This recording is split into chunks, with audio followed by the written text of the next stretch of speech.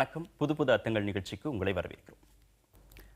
இன்றைய நிகழ்ச்சியில் கலந்து கொள்வதற்காக தமிழ்நாடு முஸ்லிம் முன்னேற்ற கழகத்தை சேர்ந்த திரு அப்துல் சமத் அவர்களும் பத்திரிகையாளர் திரு வெங்கடேஷ் அவர்களும் அரங்கத்திற்கு வந்திருக்கிறார்கள். வணக்கம்.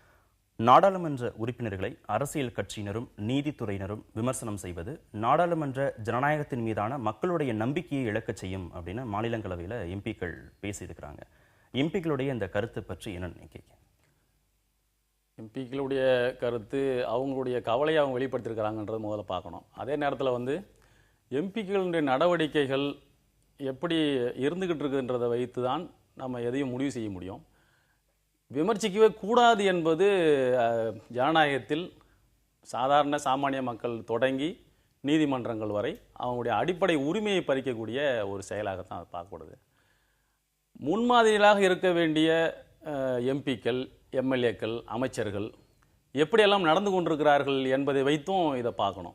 இப்போது ஒரு சாதாரணமாக குடிநீர் வரி, வீட்டினுடைய வாடகை இதெல்லாம் கட்டாத எம்பிக்கள், அமைச்சர்கள் அவர்களுடைய பதவிக்காலம் முடிந்த பிறகும் வீடுகளை காலி பண்ணாமல், வீடுகளை அங்கேருந்து வெளியேறாமல் பிரச்சனை செய்யக்கூடிய அமைச்சர்கள் இப்படிலாம் இருக்கும்போது இது நீதிமன்றங்களுக்கு போகும்போது மற்ற அரசியல்வாதிகள், மற்ற பொதுமக்கள் இதெல்லாம் விமர்சிக்க வேண்டிய காலகட்டத்துக்கு ஆளார். அப்போது மக்களுடைய பிரதிநிதிகள் என்பவர்கள் மற்றவர்களுக்கு ஒரு முன்மாதிரியாக இருக்கணும் எல்லா விஷயத்திலும். அந்த முன்மாதிரிகள் தவறும் போது விமர்சனங்களை எதிர்கொள்ள வேண்டிய அவசியத்துக்கு அவங்க ஆட்படுறாங்கன்றது ஒன்று. இன்னொன்று மிக முக்கியமாக அங்கே உள்ளார நடக்கக்கூடிய இதில் இந்தியாவினுடைய பன்முகத்தன்மைக்கு பாதிப்பு ஏற்படுத்தக்கூடிய செயல்பாடுகள் அதெல்லாம் வரும்போது அதையெல்லாம் கடுமையாக விமர்சிக்க வேண்டிய ஒரு நிலைக்கு நீதிமன்றங்களும் வரும், சாமானிய மக்களும் வருவாங்க, எல்லாரும் வருவாங்க. அப்போ விமர்சனத்துக்கு அப்பாற்பட்டவர்கள் அல்ல அப்படின்றது தான் நம்ம அதில் பார்க்கணும். இப்போ காவல்துறையை விமர்சனம் பண்ணி கடுமையான படங்கள் வருகிறது, திரைப்படங்கள் வருகிறது, பல்வேறு விமர்சனங்கள் எடுக்கப்படுதுன்னு சொன்னால் அந்த விமர்சனங்களில் இருந்து அவர்கள் பாடம் பெற்று அவர்களை மாற்றிக்கொள்ளாத வரைக்கும் இந்த விமர்சனங்களை தவிர்க்க முடியாது. அப்போ விமர்சனம் என்பது கண்டிப்பாக அவர்கள் சாதாரண மக்கள் தொடங்கி நீதிமன்றம் வரைக்கும் அதனுடைய அடிப்படை உரிமை, அது கண்டிப்பாக அது இருந்தால்தான் கொஞ்சமாவது அவர்கள் அதை பார்த்து அச்சப்படக்கூடிய ஒரு சூழல் உருவாகும். அப்படி இல்லை என்று சொன்னால் அது ஒரு சர்வாதிகார நடவடிக்கைகள், நாம் எதை செய்தாலும் கேட்பதற்கு நாதி அல்ல அப்படின்ற ஒரு நிலைமையெல்லாம் உருவாகிடும். கண்டிப்பாக அது இருக்க வேண்டும் என்பதுதான் நிலைப்பாடு. விமர்சனத்திற்கு அப்பாற்பட்டவர்களா நாடாளுமன்ற உறுப்பினர்கள்? உங்களுடைய பார்வை? அன்பினாலும் அக்கறையினாலும் எதிர்பார்ப்பினாலும் வருவதுதான் விமர்சனம். நீங்கள் அதை ரொம்ப தெளிவாக யோசித்து பார்த்தீங்கன்னா, இப்போ நமக்கு ஒருத்தர் மேலே பிரியம் இருக்குது, நமக்கு ஒருத்தர் மேலே ஒரு பெரிய எதிர்பார்ப்பு இருக்குது, அவர் மேலே ஒரு அக்கறை இருக்குது அப்படின்னா தான் நம்ம அவரை பற்றி விமர்சனமே செய்கிறோம். இல்லைன்னா நம்ம அவரை ஒரு பொருட்டாவே கருதுவதில்லை. இந்த விமர்சனத்தை அது மாதிரிலாம் எடுத்துக்க முடியுமா? கண்டிப்பாக எடுத்துக்க முடியும். ஏன்னா இப்போ இந்த விமர்சனங்கள் கடுமையான விமர்சனங்கள் அப்படிங்கிற அடிப்படையில் எனக்கு புரியுது. ஆனால் கடுமையான விமர்சனங்கள் எந்த காரணத்தினால சொல்லப்படுகிறது என்று யோசிச்சிங்கன்னா, நீதிமன்றமாகட்டும், இல்லை தனி மனிதர்களாகட்டும், இல்லை ஊடகங்களாகட்டும், எல்லாருமே நம்ம அரசியல்வாதிகள் மேலேயோ இல்லை நாடாளுமன்ற உறுப்பினர்கள் மேலேயோ நாம வைக்கக்கூடிய விமர்சனங்கள் ஆக்கப்பூர்வமான விமர்சனங்கள் ஒன்று. ஏன்னா நீங்க இந்த விமர்சனங்களை நீங்க எந்த பார்வை கொண்டு நீங்க பாக்குறீங்க, இது என் மேல வீசப்படக்கூடிய அவதூறுன்னு நீங்க கருத வேண்டிய அவசியம் கிடையாது. நீங்க இது நாடாளுமன்ற உறுப்பினர்கள் மேல் வைக்கப்படக்கூடிய அக்கறையினால் வைக்கப்படக்கூடிய கருத்துகள்.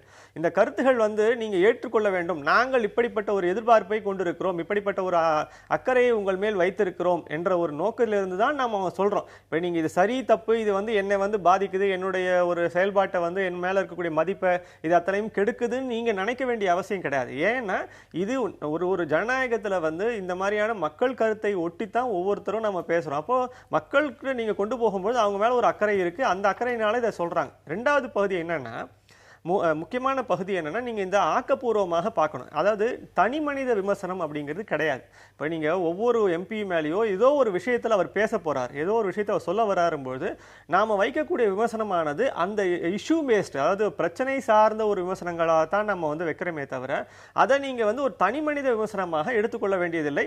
பொதுவாக மீடியாவும் சரி, நீங்க தனி மனிதர்கள் நம்ம வைக்கும்போது, நம்ம எம்பிக்கள் மேலேயோ வைக்கும்போது நம்ம சொல்லக்கூடிய அடிப்படை என்னன்னா, இந்த பிரச்சனையில இவர் இப்படி பேசுறாரு, இப்ப இந்த பிரச்சனையில இவர் இந்த மாதிரியான ஒரு தவறான அணுகுமுறை வச்சிருக்காரு, இல்ல இந்த பிரச்சனையில இவர் சரியான, இப்ப தருண் விஜய் ஏதோ ஒரு காரியத்தை பண்றாரு, அவரை நம்ம பாராட்டுறோம். வேற ஏதோ இன்னொரு எம்பி ஒருத்தர் பண்றாரு, அவரை நம்ம விமர்சிக்கிறோம். அப்போ இந்த மாதிரியான ஒவ்வொரு காலகட்டத்திலையும் அந்த இஷ்யூ பேஸ்டு, பிரச்சனையை சார்ந்த ஒரு அடிப்படையில தான் நம்ம அவர் மேல விமர்சனம் வைக்கிறோம். அப்போ அந்த விமர்சனத்தை அந்த இஷ்யூல தான் பார்க்கணுமே தவிர நீ இது என் மேல வைக்கக்கூடிய தனிப்பட்ட விமர்சனம் அப்படின்னு எடுத்துக்கொள்ள வேண்டியது இல்லை. இதில் முக்கியமாக 3 மாதங்களாக வாடகை செலுத்தாத எம்பிக்கள், எம்ஏக்கள் வீட்டுகளுக்கு அளிக்கப்பட்ட மின்சாரம், குடிநீர் விநியோகத்தை துண்டிக்கும்படி உயர்நீதிமன்றம் உத்தரவிட்டதை தான் சொல்கிறாங்க. பெரும்பாலான எம்பிக்களுடைய நிலை அவ்வளோ வறுமையில் இருக்கிறாங்க.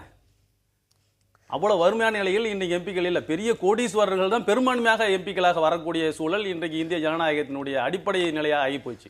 அப்படி இருக்கும்போது அவர் வீட்டுக்கு வந்து வாடகை செலுத்தாத ஒரு நிலைமை இப்படிலாம் இருக்குதுன்னு சொல்றதை வந்து யார் ஏற்றுக்கொள்ள முடியும்? அப்போ வந்து இது வந்து கண்டிப்பாக கண்டிக்கப்பட வேண்டியது, விமர்சனத்துக்கு உட்படுத்தப்பட வேண்டியது என்ற மாற்று கருத்துமே இல்லை. தகவல் அறியும் உரிமை சட்டத்துக்கு கீழே கட்சிகளை கொண்டு வரக்கூடாது அப்படிங்கிற மாதிரியான ஒரு எதிர்ப்பு. அதே மாதிரி சொத்து கணக்கு, கடந்த ஆண்டு சொத்து கணக்கு கிட்டத்தட்ட 400க்கும் மேற்பட்ட நாடாளுமன்ற உறுப்பினர்கள் வந்து செலுத்தல, முக்கியமான தலைவர்கள் கூட செலுத்தல அப்படிங்கிற தகவல்கள்லாம் பார்க்க முடிகிறது. இப்படி அவர்களுடைய செயல்பாடுகள்ல ஏகப்பட்ட குறைகள் இருக்கிற போது அவர்களை விமர்சனமே பண்ணக்கூடாது அப்படிங்கிற மனநிலையை எப்படி புரிஞ்சுக்கிறது? இல்ல, இது என்னன்னா அவங்க வந்து தங்களை வந்து ஒரு அபௌத வழக்கமான மனிதர்களுக்கு அப்பாற்பட்ட ஒரு மனிதர்களாக, தங்களை உயர்ந்த மனிதர்களாக நினைத்துக் கொள்கிறார்கள். ஆனா என்னன்னா அவர்கள், நீங்க அவர் சொன்ன மாதிரி உதாரண மனிதர்களாக அவர்கள் இருக்க வேண்டும். இப்ப நம்மளோட ட்ரெடிஷ்னலாகவே நம்ம வந்து தொடர்ந்து நம்ம அரசியல்வாதிகளாகவும் நம்முடைய தலைவர்களாகவும் நம்ம பார்க்கும்போது நாங்கள் எப்படிதான் பார்க்கறோம், நம்ம அரசியல்வாதிகள்ன்ற ஒரு நோக்கத்தில் அவங்களை பார்க்கல. நாம் எப்படி பார்க்குறோம், அவர்கள் தலைவர்களாக, நம்மை வந்து நமக்கு வழிகாட்டிகளாகத்தான் நம்ம வந்து அரசியல் தலைவர்களை நம்ம அப்படித்தான் இத்தனை ஆண்டு பார்த்திருக்கோம். நம்முடைய மனநிலை எப்படி இருக்குன்னா, பொதுஜன மனநிலை எப்படி இருக்குன்னா, நம்மை வந்து ஆளக்கூடியவர்கள் நமக்கு வழிகாட்டிகளாக இருக்க வேண்டும். அவர்கள் எல்லா வகையிலும் தூய்மையானவர்களாக, சீசரின் மனைவி சந்தேகத்துக்கு அப்பாற்பட்டவராக இருக்க வேண்டும் என்று சொல்வது போல் இவர்கள் வந்து எந்த விதமான சந்தேகத்துக்கும் எந்த விதமான குறைகளுக்கும் அப்பாற்பட்ட மனிதர்களாக இருக்க வேண்டும், அப்பழுக்கற்ற மனிதர்களாக இருக்க வேண்டும் என்ற எதிர்பார்ப்பு நம்மிடம் இருக்கிறது. இந்த எதிர்பார்ப்பு தான் எல்லா இடத்துலையும் நம்ம திருப்பி பிரதிபலிக்குது. அப்போ அவங்க வந்து இந்த மாதிரி தவறுகள் செய்யும் போது, நீங்க வீட்டை விட்டு காலி பண்ணாம இருக்கிறதோ, இல்ல வந்து அவங்க சொத்து கணக்கு காமிக்காம இருக்கிறதோ, இல்ல அவங்களுடைய வந்து இன்கம் டாக்ஸ் ஃபைல் பண்ணாம இருக்கிறதோ, இது அத்தனையுமே விமர்சனத்துக்குள்ளாது. அப்போ அந்த இடத்துக்கு வரக்கூடியவர்கள், எம்பிக்களாகவோ எம்எல்ஏக்களாக வரக்கூடியவர்கள் தங்களை தகுதிப்படுத்திக் கொள்ள வேண்டும். தங்களை தகுதிப்படுத்திக் கொண்டு எதிர்பார்ப்புகளை நிறைவு செய்யும் வகையில் தங்களை தகுதிப்படுத்திக் கொள்ள தவறும் பொழுது இப்படிப்பட்ட விமர்சனங்கள் எழத்தான் செய்யும். இந்த விமர்சனங்களை வந்து ஒரு நிச்சயமான ஒரு என்ன சொல்ல, ஒரு கண் திறப்பு மாதிரி ஒரு நியாயத்தை வந்து புரிந்து கொண்டு அவர்கள் தங்களை மாற்றிக்கொள்வதுதான் உகந்த வழியே தவிர எங்களை நீங்கள் விமர்சனமே செய்யாதீர்கள் என்று சொல்வதில் அர்த்தமே இல்லை.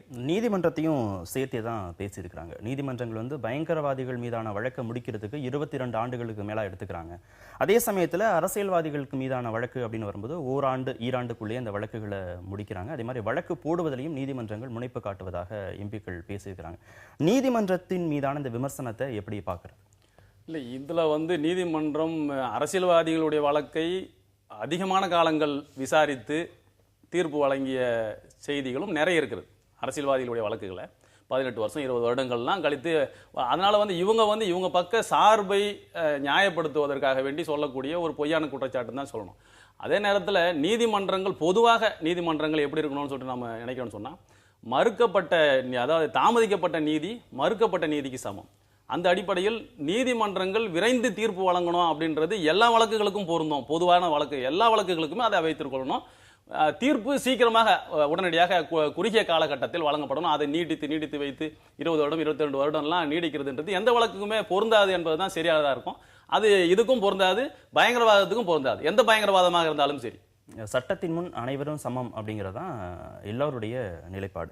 அப்படி இருக்கிற பட்சத்தில் எம்பிக்கள் ஏன் இந்த மாதிரியான ஒரு மாற்று பார்வையை பதிவு பண்ணியிருக்காங்க? இல்லை, இவங்க தப்பான அணுகுமுறையில் இதை புரிஞ்சுக்கிறாங்க. இப்போ நீதிமன்றம் வந்து என்ன அப்படின்னா, நீதிமன்றங்கள் வந்து சட்ட புத்தகத்தை மட்டுமே வந்து பிரதிபலிப்பவை அல்ல, அது வந்து மக்கள் கருத்தை பிரதிபலிப்பவை. மக்கள் கருத்து அப்படிங்கிறது இந்த இடத்துல நீதிமன்றம், இப்போ இந்த மாதிரியான எம்பிஸ் விஷயங்களில் நீதிமன்றம் வந்து என்ன பண்ணுது, நிச்சயமா இவங்க வந்து ஒன்றும் இல்லை, இப்போ நீங்கள் வந்து இத்தனை மாதம் நீங்கள் வந்து வீட்டை காலி பண்ணாமல் இருக்கீங்களே அப்படின்னு ஒரு நீதிமன்றம் கேட்குது அப்படின்னா அது வந்து மக்களுடைய எண்ணத்தை தான் பிரதிபலிக்குது. கவர்மெண்ட் எக்ஸ்செக்கருக்கு, கவர்மெண்ட்டுடைய வருவாய்க்கு நீங்க வந்து கவர்மெண்ட் செலவுகளுக்கு நீங்க வந்து தேவையில்லாம ஒரு அழுத்தத்தை நீங்க உருவாக்குறீங்க. இது அத்தனையுமே வந்து நாட்டினுடைய நன்மையினுடைய நோக்கத்துல தான் நீதிமன்றங்கள் இந்த கேள்விகளை கேட்கிறதே அன்றி அதை வந்து திருப்பி நீ வந்து அவங்களுக்கு, நீ பயங்கரவாதிகளுக்கு நீ வந்து இத்தனை வருஷம் எடுத்து வச்சுக்கிறிய, எனக்கு ஏன் நீ உடனே நீ முடிக்கிற அப்படிங்கிற கேள்வி, அதாவது பொருத்தமற்ற விஷயங்கள்ல கேள்வி கேட்கறதுல அர்த்தமே கிடையாது.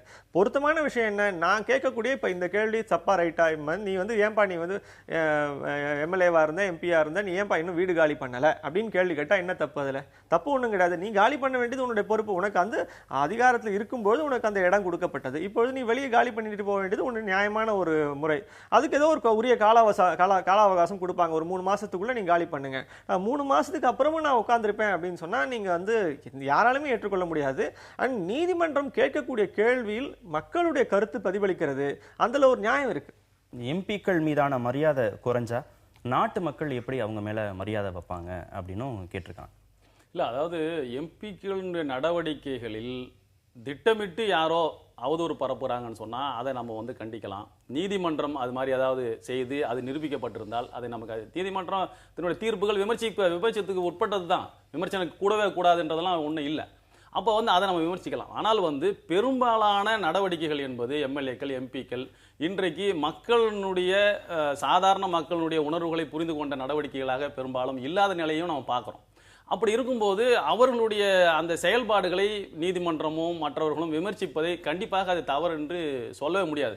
அவங்க அதை வருத்தப்படுறாங்கன்னு சொன்னால், ஏற்கனவே பல தலைவர்கள் முதல்வர்களாக எம்எல்ஏக்களாக வாழ்ந்து ஏழ்மையான முறையில் தூய்மையான ஒரு சரியான நிர்வாகத்தை தன்னை மக்கள் தொண்டனாக எப்படி வாழணுன்றதுக்கு ஒரு முன்மாதிரிகளை உருவாக்கி விட்டு போன தலைவர்கள் பல பேர் இருக்காங்க. அப்படி இருக்கக்கூடிய காலகட்டங்களில் இன்றைக்கு எதிர்மறையான நிலைகளை அந்த செல்வாக்கை பயன்படுத்தி அந்த பதவியை பயன்படுத்தி சொத்து சேர்ப்பது மற்ற தப்பான செயல்பாடுகளில் ஈடுபடுவது, இதுதான் அவங்களுடைய வாழ்க்கை முறையாக அமைத்து கொண்டிருக்கக்கூடிய பெரும்பாலான இன்றைக்கு மக்கள் பிரதிநிதிகள் மத்தியில் இந்த விமர்சனங்கள் இது போன்ற நீதிமன்ற தீர்ப்புகள் கூட வரலன்னு சொன்னால் இவங்களை கட்டுப்படுத்துறதுக்கு ஒரு வழியே இல்லாமல் ஒரு நிலை உருவாகிடும். இது வந்து ஒரு சர்வாதிகார நிலைக்கு கொண்டு போயிடும். நாம் தேர்வு செய்து விட்டோம்னு சொன்னால் அந்த 5 ஆண்டுகளுக்கு அவர்களை யாருமே கேட்க முடியாது. அப்புறம் 5 ஆண்டுகள் கழிச்ச பிறகு அதன் பிறகு வந்து பொருளாதாரத்தை பணத்தை கொண்டு வந்து சம்பாதிச்ச கொள்ளடிச்ச பணத்தை கொண்டு வந்து மக்களுக்கு கொடுத்துட்டு வெற்றி பெற்றலான்ற ஒரு துணிச்சலும் அவர்களுக்கு வந்துவிடக்கூடிய ஒரு நிலை பார்க்குறோம். அப்போ இடையில் அவர்களுக்கு வந்து குட்டு வைக்கக்கூடிய, அவர்களை தடுத்து நிறுத்தக்கூடிய ஒரு பலம் எங்க இருக்குன்னு சொன்னா நீதிமன்றத்துக்கு மட்டும்தான் இருக்குது. அந்த நீதிமன்றமும் எங்களை கேட்கக்கூடாது அப்படின்றதெல்லாம் வந்து அவங்களுக்கு வந்து என்னன்னா ஒரு சர்வாதிகார நிலையில் நம்ம அந்த 5 வருஷத்தை முழுமையாக கழிக்கணும். இந்த வீட்டை காலி பண்றதுக்கு நீங்க வந்து 4 மாசத்துல 1 வருஷத்துக்குள்ள தீர்ப்பு வரலன்னு சொன்னா அந்த 5 வருஷமா அப்படியே உட்காந்துருக்கணும்னு சொல்றாங்களா? அப்ப 10 வருஷத்துக்கு, அப்ப 22 வருஷம் 30 வருஷம் அதே இடத்துல இருந்தா அப்ப என்ன நியாயம் கிடைக்கும்? அப்ப வந்து அதுக்கான தீர்ப்புகள் அங்கங்க வழங்கப்பட்டால்தான் இது ஓரளவுக்கு கட்டுப்பாட்டுக்குள்ள வரும். இன்னைக்கு கட்டுமீறி போன ஒரு நிலை தான் இன்னைக்கு நாட்டில் இருந்துகிட்டு இருக்குது. அதை கட்டுப்படுத்துவதற்கு இது போன்ற தீர்ப்புகள் அவசியம் என்பதுதான் கருத்து. நாடாளுமன்ற உறுப்பினர்கள், சட்டமன்ற உறுப்பினர்கள் அது மாதிரியான பதவிகளுக்கு அப்படின்னு ஒரு மரியாதை இருக்கு. இந்த மாதிரியான விமர்சனங்கள் அந்த மாதிரி மரியாதையை வந்து இழக்க செய்கிறது. எனவே விமர்சனம் செய்வதை நிறுத்தணும் அப்படின்னு அவங்க கோரிக்கை. விமர்சனம் செய்வதை நிறுத்த முடியாது. இந்த ஜனநாயகத்தை பாதுகாக்க வேண்டிய, ஜனநாயக தன்மையை பாதுகாக்க வேண்டிய பொறுப்பு மக்களிடமா அல்லது தேர்ந்தெடுக்கப்பட்ட பிரதிநிதிகளிடமா, யாரிடம் இருக்கிறது? அதாவது நான் வந்து அந்த பதவிக்கு வந்திருக்கிறேன் அப்படின்னா அந்த பதவியினுடைய உரிய கௌரவத்தை காப்பாற்ற வேண்டியது என்னுடைய பொறுப்பு. அதன் மூலமாக ஜனநாயகத்தினுடைய தன்மைகளை பாதுகாக்க வேண்டியது என்னுடைய பொறுப்பு. அதை நீங்கள் என்னை விமர்சிப்பதால் மட்டுமே அது வந்து அந்த விமர்சனத்தை அதாவது அந்த விமர்சனத்துக்கு உட்படாமல் நான் இருப்பதன் மூலமாக தான் நான் காப்பாற்ற முடியுமே தவிர, நீங்க என்ன சொல்றீங்க, நான் என்ன பண்ணாலும் நீ விமர்சனம் பண்ண போற, அதனால நீ வந்து விமர்சனம் பண்ணாதேன்னு சொல்றதுல அர்த்தமே கிடையாது. என்னன்னா நான் வந்து இப்ப எப்படி பொறுப்பு யாருக்கு அதிகம்? மக்களுக்கு ஒரு இருக்கக்கூடிய பொறுப்பை விட 2 மடங்கு 3 மடங்கு அதிக பொறுப்பு ஒரு தேர்ந்தெடுக்கப்பட்ட பிரதிநிதிக்கு உண்டு.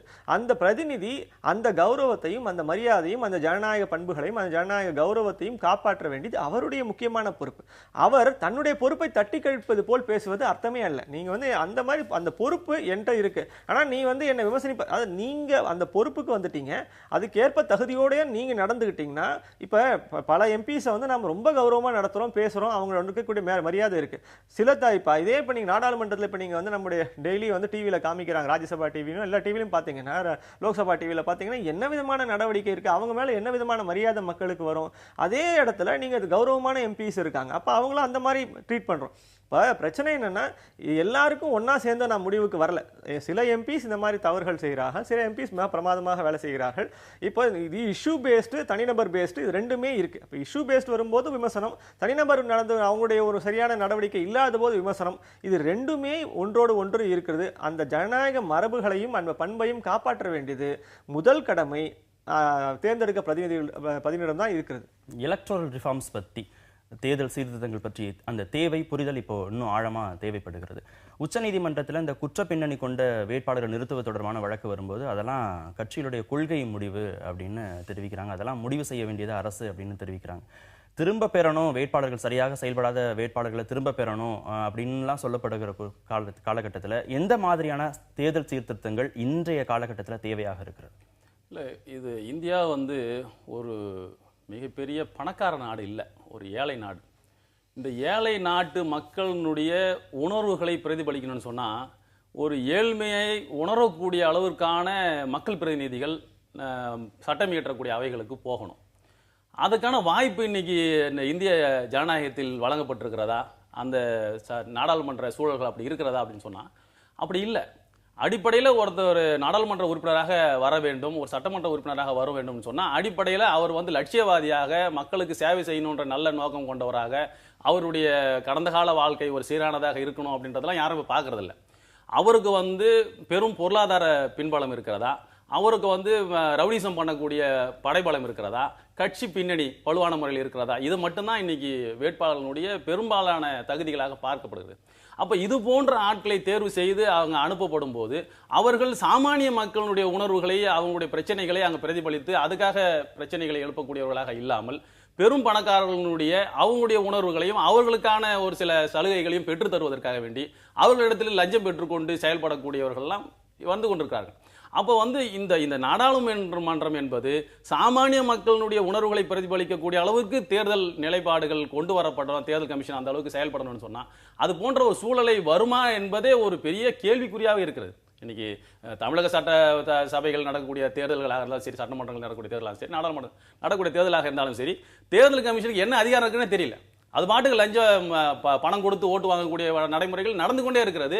அதை தட்டி கேட்கவும் முடியல, அதை போய் தடுத்து நிறுத்தவும் முடியல.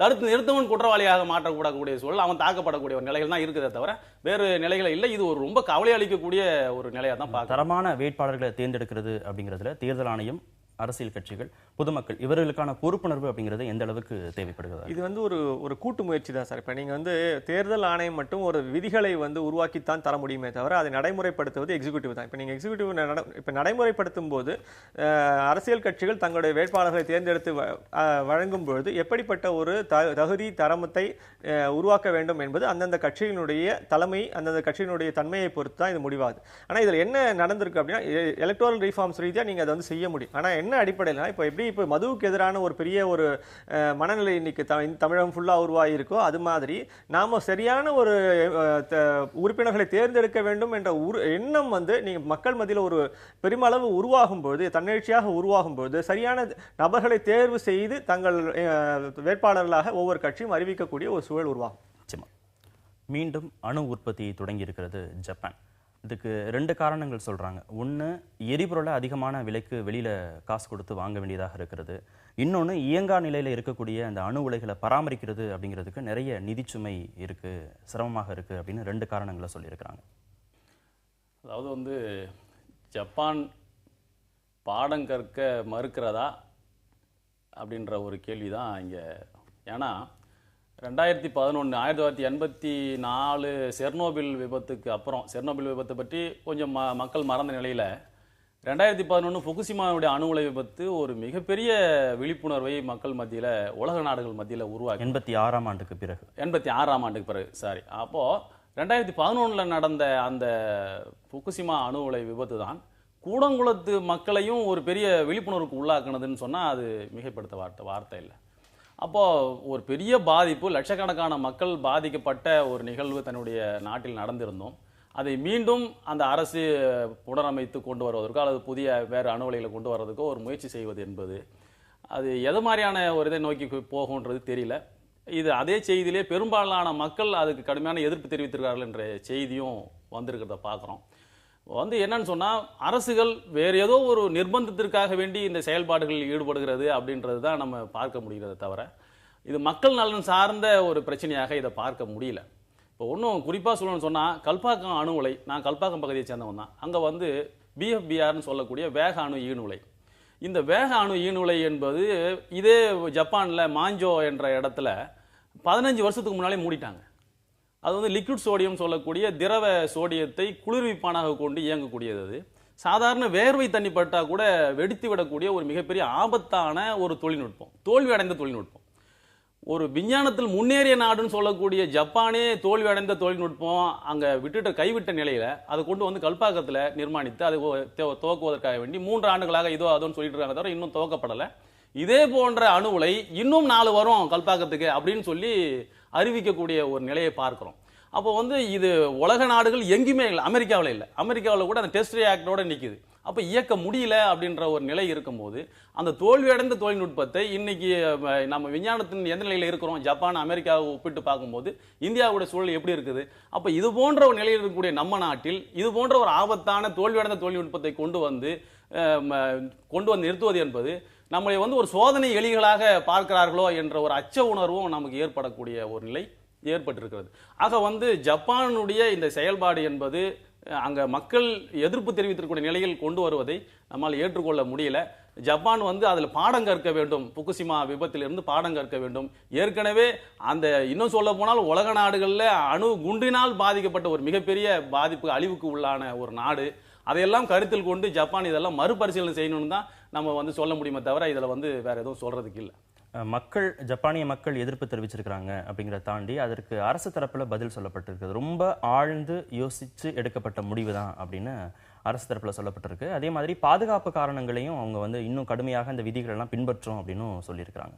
இல்லை, இது ஒரு தமிழில் ஒரு பழமொழி உண்டு, இந்த புலிவால் பிடிச்ச கதைன்னு ஒன்று சொல்லுவாங்க. அந்த மாதிரி நீங்கள் சொன்ன மாதிரி இப்போ இதனுடைய நிதிச்சுமை அதிகமாகுது, பராமரிப்பு செலவு அதிகமாகுது. இது அத்தனையுமே நியாயமான காரணங்களாக இருக்கலாம். அதை வந்து அதனால் திருப்பி நாம் வந்து வேறு வழி இல்லாமல் திருப்பி அதை வந்து இயக்குவதற்கு நாங்கள் முயற்சி செய்கிறோம். அந்த இயக்குவதற்கு முயற்சி செய்யும்போது கூடுதலான பாதுகாப்பு, கூடுதலான ஒரு நெறிமுறைகள், வழிமுறைகள் இது அத்தனையும் பின்பற்றி நான் வந்து இன்றைக்கு மேலும் பாதுகாப்பு முறைகளோடு நாங்கள் திருப்பியும் அதை இயங்க வைக்கிறோம் அப்படின்னு சொல்கிறாங்க. இப்போ இதில் எதுலேயுமே இந்த விபத்துங்கிற ஒரு கான்செப்ட் ஒன்று இருக்குது. இந்த விபத்துங்கிறது வந்து என்னைக்குமே யாராலையும் ஊகித்து முன்னாடி வந்து சொல்லவே முடியாது. அப்போ இப்போ 2011 நடந்தது பெரிய விபத்து. இந்த விபத்தை நீங்கள் யாருமே எதிர்பார்த்திருக்க முடியாது. இப்போ இன்னொரு விபத்து வராதுங்கிறதுக்கு எந்த விதமான உத்தரவாதமும் யாராலையும் தரவும் முடியாது. இப்போ என்னன்னா இந்த விதமான ஒரு செயல்பாடுகளை குறைத்து கொண்டு படிப்படியாக இப்போ நீங்கள் ஜெர்மனியுடைய மெர்க்கல் வந்து இதை அதிபர் மெர்க்கல் வந்து 2022க்குள்ள அங்கே இருக்கக்கூடிய அணு உலைகள் அத்தனையுமே வந்து படிப்படியாக நான் மூடிவிடுகிறேன்னு தொடங்கி அதை செய்யறாங்க. அப்போ உலகம் முழுக்கவும் என்ன நடக்குதுன்னா ஒரு பகுதி நமக்கு வந்து இந்த தொழில்நுட்பம் நமக்கு தெரியும், அணு மின்சார உற்பத்தி என்பது நம்மால் செய்ய முடியும் என்பது தெரியும். ஆனால் அது வந்து உலக நாடுகளுக்கும் மக்களுக்கும் ஒரு பாதுகாப்பான முறை அல்ல என்ற ஒரு முடிவுக்கு மக்கள் வந்து கொண்டே இருக்கிறார்கள். பல நாடுகள் வந்து கொண்டிருக்கின்றன, தலைவர்கள் வந்து கொண்டிருக்கிறார்கள். இது என்னன்னா இப்ப இந்த ஜப்பான் வந்து நீங்க அழிவுக்கு பின்னாலும் இன்னும் பாடம் கற்றுக்கொள்ளவில்லை என்பது ஒன்று தெளிவாக தெரிகிறது. அதற்கு அவர்கள் சொல்லக்கூடிய காரணங்கள் தெரிகிறது. அந்த காரணங்களை வந்து மீறி நீங்க வந்து அவங்க என்ன பண்றாங்க, காரணங்களுக்குள்ள போய் தாங்க மாட்டிக்கிறாங்க. அதான் நடக்குதே தவிர. ஆனால் சர்வதேச அளவில் நம்ம புரிஞ்சு கொள்ள வேண்டிய ஒரு அம்சம் என்னன்னா அணு உலைகள், அணு மின்சாரம் என்பது சாத்தியமானது தான். அது ஒரு தொழில்நுட்ப ரீதியாக அது வெற்றிகரமாக பல நாடுகளில் இயங்கி கொண்டிருக்கின்றன. அதே சமயத்தில் விபத்து என்று வரும்போது அதில் ஏற்படக்கூடிய பாதிப்புகள் என்ன என்பதும் அத்தனை பேருக்கும் இன்று தெரிந்துவிட்டது. ஒதுங்கி இருப்பதுதான் ஒவ்வொரு நாடும் இன்று செய்ய வேண்டிய ஒரே ஒரு புத்திசாலித்தனமான காரியம். அதை வந்து பல நாடுகள் புரிந்து கொண்டு செய்கின்றன. இந்த புகுசிமா விபத்துக்கு முன்னால் சொல்லப்பட்ட செய்தி என்னன்னா, ஒரு சாதாரண ஒரு வாகனத்தை இயக்குவது போன்று எளிதானது அணு உலையை இயக்குவது அப்படின்னு சொல்லி தான் ஜப்பான்ல சொல்லப்பட்டுச்சு. சொல்லப்பட்ட ஒரு ஆண்டுக்குள்ளாரவே இந்த விபத்து நடக்குது. அப்போ வந்து ஒரு மிகப்பெரிய பாதுகாப்பு அம்சங்களோடு வடிவமைக்கப்பட்டது அணு உலைன்னு சொன்னாலும் எந்த நேரத்தில் மனித தவறுகளால் கூட அந்த விபத்து ஏற்படலாம். ஆனால் அந்த விபத்தினுடைய பாதிப்பு என்பது காலகாலத்துக்கும் ஒரு நீண்ட தலைமுறையை பாதிக்கக்கூடிய ஒரு நிலை என்ற போது அதில் அரசு வந்து கண்டிப்பாக இது போன்ற நிலைப்பாடு எடுப்பதை நம்மால் ஏற்றுக்கொள்ளவே முடியல. ஜப்பானுடைய இந்த முடிவு அணு உலைக்கு ஆதரவாக இருக்கக்கூடிய அரசுகள் தரப்புலையும் அணு உலைக்கு எதிராக இருக்கக்கூடியவர்கள் தரப்புலையும் என்ன மாதிரியான தாக்கத்தை ஏற்படுத்த போகிறது அப்படிங்கிறத பொறுத்திருந்து பார்க்கலாம். வியாபம் ஊழல்ல மத்திய பிரதேச முதலமைச்சர் சௌஹானுக்கும் தொடர்பு இருக்கலாம் அப்படிங்கிற சந்தேகத்தின் அடிப்படையில் ஒரு செய்திகள் இன்று வெளியாகி இருக்கிறது. உச்சகட்டமாக அதிகாரத்தில் இருக்கக்கூடிய எல்லோர் மீதான குற்றச்சாட்டுகளும் அப்படிங்கிறது படிப்படியாக வெளிவந்து கொண்டிருக்கிறது. எப்படி பார்க்க இது ஒரு மிகப்பெரிய இந்திய நாட்டில் நடைபெற்ற ஊழல்களிலே ஒரு கொடூரமான ஊழல்னு இதை சொல்லணும். ஏன்னு சொன்னால் ஏற்கனவே 2Gலாம் சொல்ல போடும்போது 1,76,000 கோடின்னு அது ஒரு பிரம்மாண்டப்படுத்தி சொன்னார்களோ அல்லது உண்மையை நடந்ததோ அது ஒரு பக்கம் இருக்கட்டும். ஆனால் இது எப்படின்னு சொன்னால் சாதாரண சாமானிய மக்கள் கொடூரமாக உயிர் பலி ஆகக்கூடிய அளவுக்கு இப்போ இதில் வந்து மர்ம மரணங்கள் 49 மர்ம மரணங்கள் நடந்திருக்கு, தற்கொலை நடந்திருக்கிறது. இது ஒரு பக்கம் நடந்து கொண்டிருக்கிறது ஒரு பக்கம்.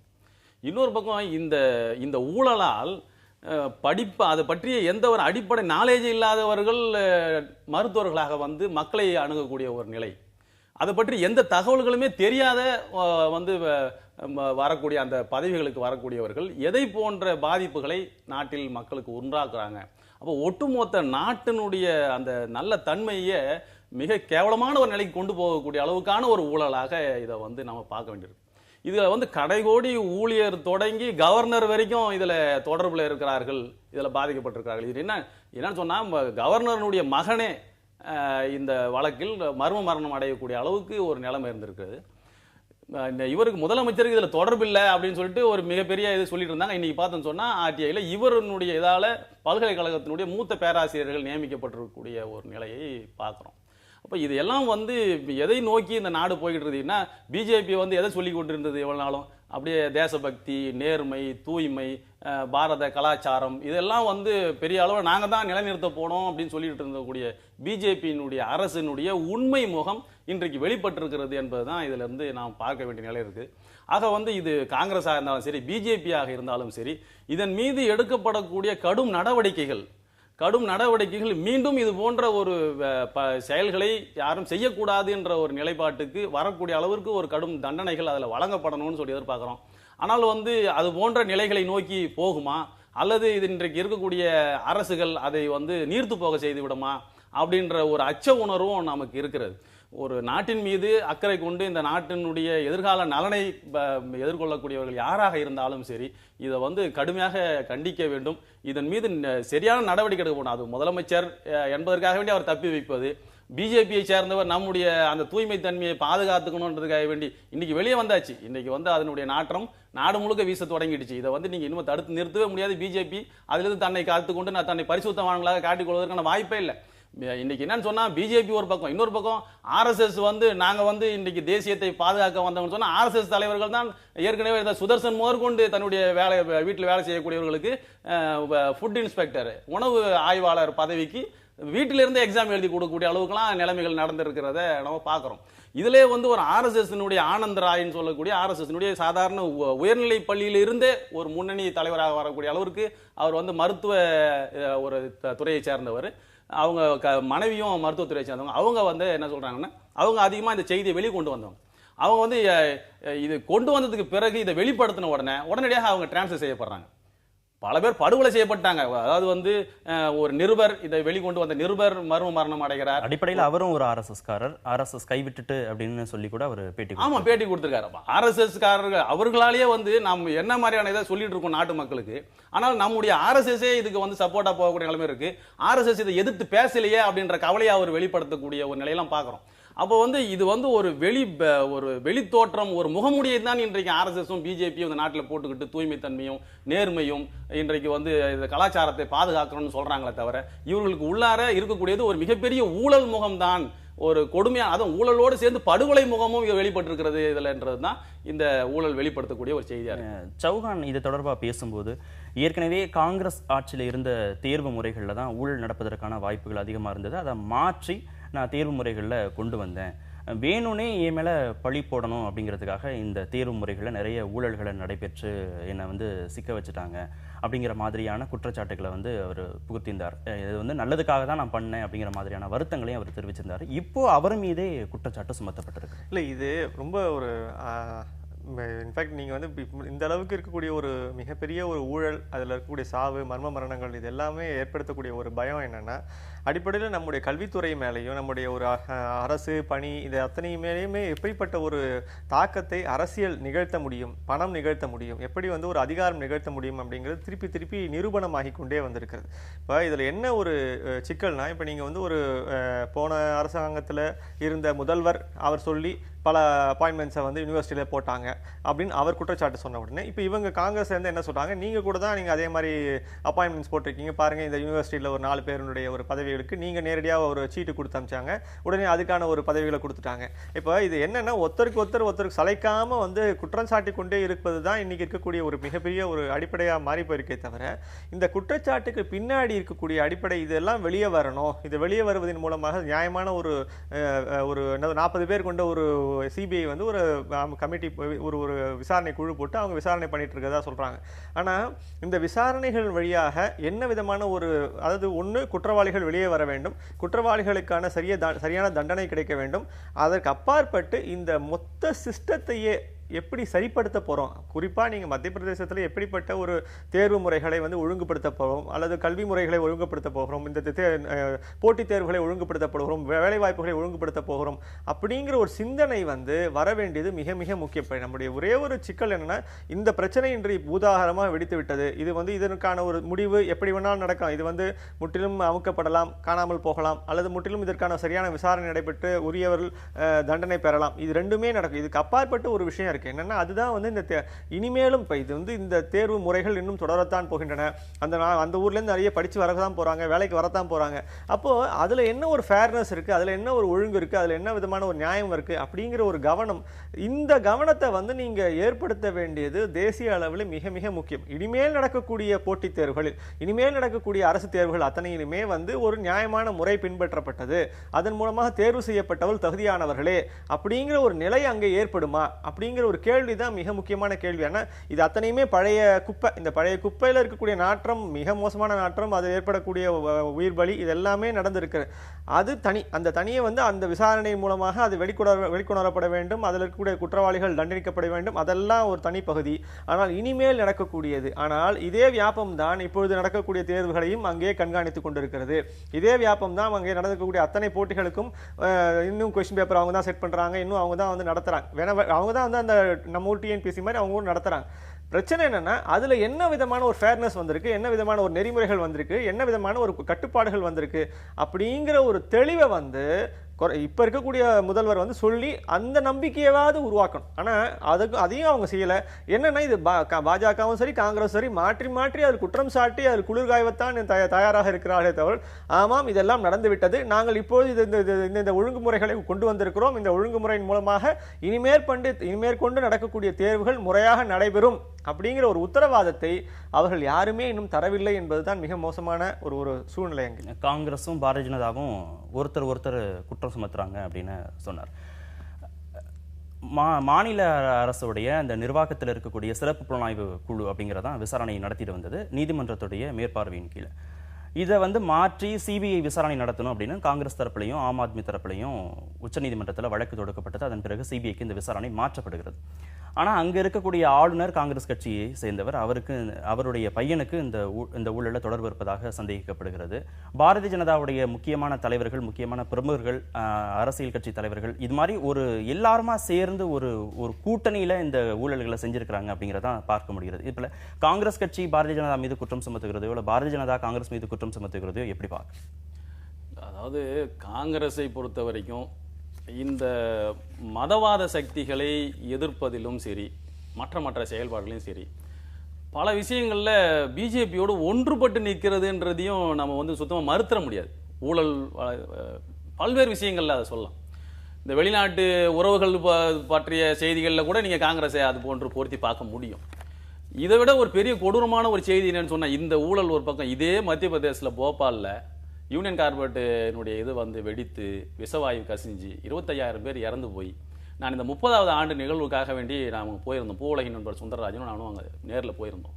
3வது தலைமுறை பாதிக்கப்பட்டிருக்கிறது. 3வது தலைமுறை அது வெடித்து விஷவாயு வெளியே வரும்போது 2 வயது குழந்தையாக இருந்தவர் இன்றைக்கு வளர்ந்து அவர் குழந்தை பெற்றிருக்கார். அந்த குழந்தைய வந்து மனநலம் பாதிக்கப்பட்ட நிலையில ஒரு சிங்காரி ஒரு ட்ரஸ்ட் வச்சு நடத்துறாங்க. நாங்க போயிருக்கக்கூடிய சூழலில் கிட்டத்தட்ட 200க்கும் மேற்பட்ட குழந்தைகள் அங்க வந்து பாதிக்கப்பட்ட ஒரு நிலையில் இருக்காங்க. இன்னும் அவர்களுக்கு நீதி கிடைக்கல. அந்த நீதிக்கான போராட்டத்தை இன்னும் நடத்தி கொண்டிருக்கிறார்கள். இதுல காங்கிரஸ் தொடக்கத்துல, இப்ப பிஜேபி அரசு யாருமே அவர்களுக்கு நீதி வழங்கவில்லை என்பதுதான் அங்க என்னன்னு சொல்லிட்டு பார்த்து சொன்னா, அந்த மக்கள் யாரு அப்படின்னு சொன்னா சாதாரண முஸ்லீம்கள், பெரும்பான்மையாக தலித்துகள், ஏழை மக்கள், இந்த மக்கள் தான் பாதிக்கப்படும். அவங்களுக்கு சொல்லப்பட்ட, அதாவது வந்து அவங்க அந்த விசைவாயு பரவும் போது காற்று வீசக்கூடிய திசைக்கு எது திசையில நீங்க போனீங்கன்னு சொன்னா தப்பித்துக் கொள்ளலாம்ன்ற செய்தி கூட அவங்களுக்கு சொல்லப்படல. அப்படி போகும்போது ஈர துணியை நீங்க கண்ணில் வைத்துக் கொண்டிருந்தீர்கள் சொன்னால் நீங்க உயிர் பிழைத்துக் கொள்ளலாம்ன்ற செய்தி கூட அவங்க சொல்லப்படாம இறந்து போயிருக்காங்க. அவங்களுக்கு மாற்று மருந்து கொடுத்து அவர்களை உயிரை காப்பாற்றுவதை கூட அரசு தடுத்து இருக்கிறது. ஏன்னா எண்ணிக்கையில அது வெளியே காட்டுறோம்னு சொல்லி, எந்த திசையிலிருந்து விஷவாயு வெளியே வருதோ அதற்கு எதிர் திசையில ஓடணும் அப்படிங்கிற அந்த மாதிரியான பரிந்துரைகள் கூட சொல்ல, அந்த மாதிரியான விழிப்புணர்வு கூட அந்த மக்களுக்கு ஏற்படுத்தப்படாதனுடைய விளைவு 25,000 பேர் அந்த இடத்துல இறந்து போயிருக்காங்க. 3வது தலைமுறையாக பாதித்து கொண்டிருக்கிறது. அவர்களுக்கான நஷ்டஈடு கூட அந்த மக்களுக்கு காங்கிரஸ் அரசும் சரி இப்போ இருக்கக்கூடிய பிஜேபி அரசும் வழங்கல அப்படின்றத நாங்க நிதர்சனமாக நேர்ல போய் பார்த்தோம். இது சாதாரண விஷவாயு, ஏற்கனவே அணுகுலை பத்தி பேசணும், அணுகுலை எல்லாம் என்ன ஆகுன்றதெல்லாம் சொல்ல முடியல. அது ஒரு மிகப்பெரிய ஒரு ஆபத்தான ஒரு நிலையில் வச்சுங்க. அப்போ இது போன்ற அதே மத்திய பிரதேசத்தில் இது போன்ற நிலைகள் நடந்திருக்கிறது. காங்கிரசும் இது பிஜேபியும் இதில் ஒற்றை நிலையோடு தான் நின்று கொண்டிருக்கிறது. இதுல நீதிமன்றங்களையும் சிபிஐ போன்ற இந்த உளவு நிறுவனங்களையும் இவர்கள் மீதான நம்பிக்கையையும் வலுப்படுத்தக்கூடிய அளவுக்கான செயல்பாடுகளை அவங்க வெளிப்படுத்தணுன்றது தான் அதனால நம்ம கேட்டுக்கொள்ள விரும்புறது. ஏன்னு சொன்னா அதுக்கு அடுத்த கட்டம் இருக்கிறது நமக்கு இருக்கக்கூடிய ஒரே வாய்ப்பு அரசியல் கட்சிகள் மீதான நம்பிக்கை நமக்கு போயிடுச்சு. இந்த அரசியல் கட்சிகள் நியாயத்தை பெற்று தரும் இது போன்ற பாதிக்கப்பட்ட இந்த மக்களுக்கு. ஏன்னு சொன்னா 1,42,000 பேர் இதன் மூலியமாக நியமிக்கப்பட்டிருக்கிறாங்க சொல்றாங்க. ஒவ்வொரு துறையில, மருத்துவத்துறையில இருந்து கல்வித்துறையில இருந்து எல்லா துறைகளிலும் அரசு நிறுவனங்கள்ல இது போன்ற போலியான ஆட்கள் வர்றது மூலியமாக என்ன நடக்குது? அது தகுதி உள்ள மக்கள் இன்றைக்கு அந்த தகுதியை இழந்திருக்கிறான். அதுக்கான தகுதி உள்ள மாணவர்கள் அந்த இடத்துக்கு போக முடியாமலே அவங்க தவிர்க்கப்பட்டாங்க. எவ்வளவு பெரிய அநீதி இது! தகுதி அற்றவர்கள் போய் உட்கார்ந்து இன்றைக்கு மருத்துவத்துறையில போய் உட்கார்ந்து அதை பற்றி ஒண்ணுமே தெரியாதவன் மக்களை கொல்லக்கூடிய ஒரு நிலைகள்லாம் நம்ம எதாசனமா பார்த்துக்கிட்டு இருக்கோம். அப்போ இதுல இருக்கக்கூடிய கடைசி கட்ட நம்பிக்கை என்பது நீதிமன்றம், இன்றைக்கு விசாரணையை செய்து கொண்டிருக்கக்கூடிய சிபிஐகள். இந்த செட்டப்பும் அதுல மாறி போச்சு. அரசுக்கு ஆதரவாக நின்று போயிடுவோம், இவர்களுக்கு ஆதரவாக நின்று விடுவோம்னு சொன்னா இந்த மக்கள் கடைசி கட்டம் இப்ப சகோதரர் அவர்கள் சொன்ன மாதிரி மதுவுக்கு எதிராக மக்கள் கிளர்ச்சியை போன்று இந்த அக்கிரமங்களுக்கு எதிராக நீதி கேட்டு மக்கள் கிளர்ச்சி தான் அடுத்த கட்ட நிகழ்வை தோக்கி செல்லுமோ அப்படின்ற ஒரு நிலை இந்தியாவுக்கு கண்டிப்பாக வரும் என்றதுதான் நம்ம அறுதிட்டு உறுதியாக சொல்லக்கூடிய நிலை. ஏன்னா வேற மாற்றே இல்லை. அப்போ இது ஒரு மிக கவலையாக எடுத்துக்கொண்டு பார்க்க வேண்டிய ஒரு நிலையில் இருக்கும். அப்போ ஊடகங்கள் இன்னைக்கு பார்க்கிறோம், சவுகான பற்றி வந்திருக்கக்கூடிய செய்திகள் பெருவாரியான இதில் வெளியே வராமலேயே தடுக்கப்படக்கூடிய ஒரு நிலையில பார்க்குறோம். இன்னைக்கு ஊடகங்கள் மிகப்பெரிய கம்பெனிகளுடைய கட்டுப்பாட்டில் உட்காந்து இருக்கு, அதை அரசு கட்டுப்படுத்திக்கிட்டு இருக்குது. இதெல்லாம் என்ன ஆகும்னு சொன்னா உண்மைகளை மக்களுக்கு வெளியே தெரியாம தடுக்கக்கூடிய ஒரு நிலைகள்லாம் பார்க்குறோம். இது ஒரு ஆபத்தான நிலையை நோக்கி இந்தியாவை தள்ளி கொண்டு இருக்கிறது. ஊடகங்கள் மூலமா தானே செய்திகளும் வெளியே வந்திருக்கு, அவருக்கு தொடர்பு இருக்கு. ஆமா ஆமா, கண்டிப்பா கண்டிப்பா கண்டிப்பா. இதுல பணம் கொடுத்தவங்க கொல்லப்பட்டிருக்கிறாங்க, பணம் வாங்கினவங்க கொல்லப்பட்டிருக்கிறாங்க, ரெண்டு தரப்புக்கும் இடைத்தரகர்களாக செயல்பட்டவங்க கொல்லப்பட்டிருக்கிறாங்க. நீங்க கோர்ட்டுக்கு போய் சாட்சி சொல்லணும்னு கூட தேவையில்லை. தெரியக்கூடாத சில விஷயங்கள் தெரிஞ்சிருந்தா கூட அவர்கள் இறந்து போயிருக்கிறாங்க. எல்லாமே மர்ம மரணங்களாகவே இருக்கிறது. இதுவரைக்கும் எதனால் இந்த மரணங்கள் நிகழ்ந்தது அப்படிங்கிறது அடிப்படையில் தகவல்கள் வெளிவரவே இல்லை. தொடர்ச்சியாக இது போன்ற செயல்பாடுகளை எப்படி பார்க்கிறது? இந்த முறைகேடை வெளியிலேயே கொண்டு வரக்கூடாது அப்படிங்கிற அடிப்படையில் இது போன்ற சம்பவங்கள் தொடர்ச்சியாக நடைபெறுகிறது. ஆமா, இப்ப நீங்க இது வெளியே வந்ததே அவங்களுக்கு ஒரு மிகப்பெரிய அதிர்ச்சியா இருக்கு. இப்ப நீங்க இதுல சம்பந்தப்பட்டவர்கள், குறைஞ்சபட்ச தகவல் தெரிந்தவர்கள் கூட இதுல நீங்க வாய் திறந்து பேசிடக்கூடாது, இந்த விவரங்கள் வெளியே சொல்லிடக்கூடாது அப்படிங்கிற ஒரு ரொம்ப கவனம் அங்க இருக்கக்கூடிய இந்த ஊழல்வாதிகளுக்கு மத்தியில இருக்கு. அதனால தான் நீங்க தொடர்ந்து மர்ம மரணங்கள் நடக்கின்றன. இல்ல விவரங்கள் வெளியே வரும்போதெல்லாம் நீங்க இதுல மீடியா ஒரு ஆக்டிவான ரோலை பிளே பண்ணியிருக்கு. அவங்க தான் இதை படிப்படியா தேசிய மீடியா வெளியே கொண்டு வந்திருக்காங்க. கொண்டு வர நீங்க அதுல சம்பந்தப்பட்ட யாரோ ஒருத்தர் கண்டிப்பா அங்க செத்துட்டே இருக்காங்க. இப்ப இது எல்லாமே ஒரு அதீதமான என்னன்னா ஒரு பாதுகாப்பு உணர்வு.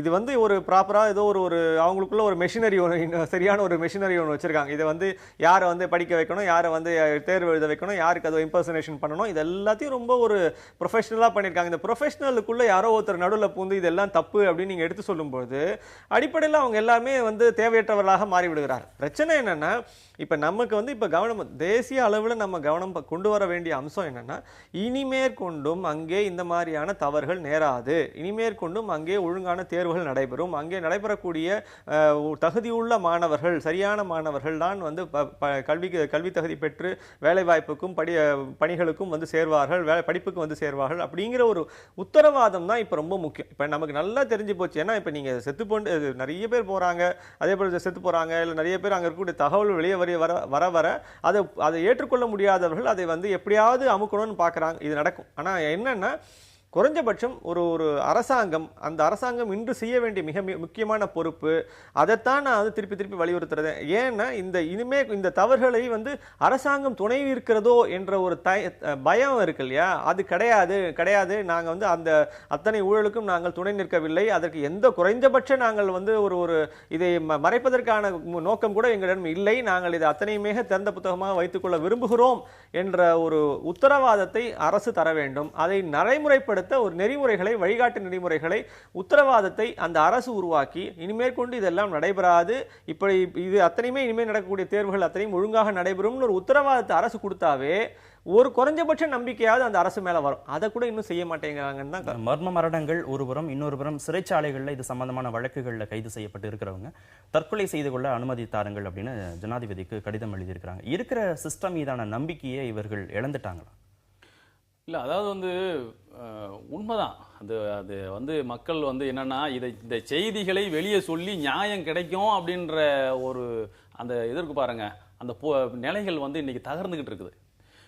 இதை வெளியே போய் சொன்னா எந்த உயர் அதிகாரிகிட்ட சொல்றது? எந்த உயர் அதிகாரி? கடைசி கட்டமாக இன்னைக்கு முதலமைச்சர் தான் ஒரு நாட்டினுடைய உச்சபட்ச அதிகாரம், ஒரு மாநிலத்தினுடைய உச்சபட்ச அதிகாரமா பார்க்கிறோம். அந்த முதலமைச்சருக்கே ஒரு மிகப்பெரிய தொடர்பு இருக்கிறது. இதை அந்த முதலமைச்சரை ஆட்டி வைக்கக்கூடிய RSS என்ற இன்னொரு பவர் சென்டர், அவங்களுக்கு இதுல தொடர்பு இருக்குது. அவங்க எங்க போய் சொல்லுவாங்க? அப்ப இதை எங்கேயாவது ஒரு இடத்துல போய் சொல்லி நிவாரணம் கிடைக்குன்னு சொன்னா, எங்க சொன்னாலும் நிவாரணம் கிடைக்காதுன்னும் போது, அவங்க சொல்லும் போது தற்கொலை செஞ்சு சேர்த்துட்டோம்னு சொன்னா பிரச்சனை முடிஞ்சு போயிடும் நினைக்கக்கூடிய அளவுக்கான நிலைகள் அவங்க ஏற்படுத்திக்கிறதுல அவங்களுடைய இயலாமை, அவங்களுடைய சூழல்கள் அது போன்ற நிலைகள் தான் இருக்குது. இன்னைக்கு மத்தியில வந்து ஊழல் செய்தார்கள். ஏற்கனவே காங்கிரஸ் அரசு ஊழல் செய்த போது பிஜேபி வந்து மிகப்பெரிய அளவுல போராட்டங்கள் நடத்தினாங்க நாடாளுமன்றத்துக்குள்ளார.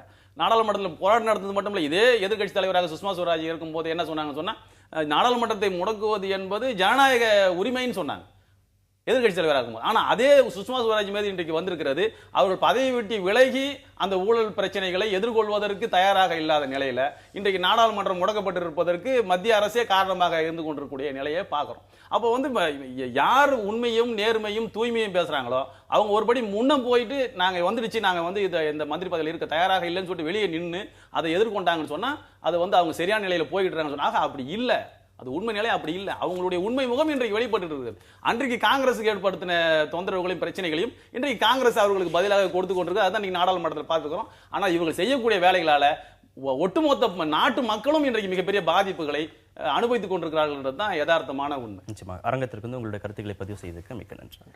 நேயர்களை மற்றொரு நிகழ்ச்சியில் சந்திக்கலாம். நன்றி, வணக்கம்.